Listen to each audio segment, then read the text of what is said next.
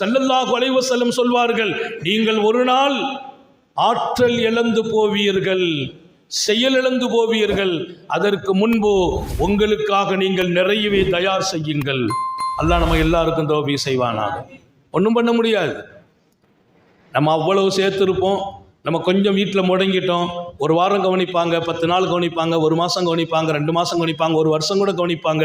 அதுக்கு மேலே இன்னும் நம்ம கொஞ்சம் மாதிரியாக லெவல் மாதிரி நடக்க முடியாமல் படுக்க முடியாமல் இருந்தோம்னா நம்ம பிள்ளைங்க கடைசியில் ஒரு மஷூரா பண்ணுவாங்க, என்ன பண்ணுறது, ரொம்ப கஷ்டப்படுறாங்களே, நமக்கும் கஷ்டமாக இருக்குது.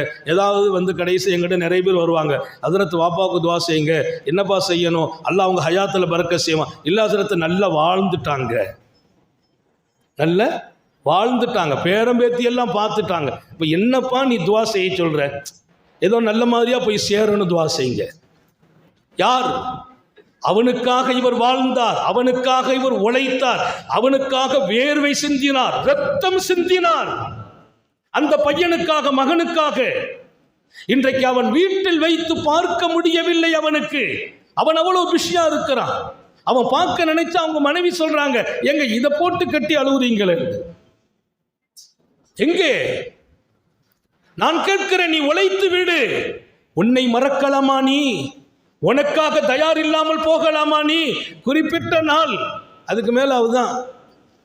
துவா செய்யுங்க.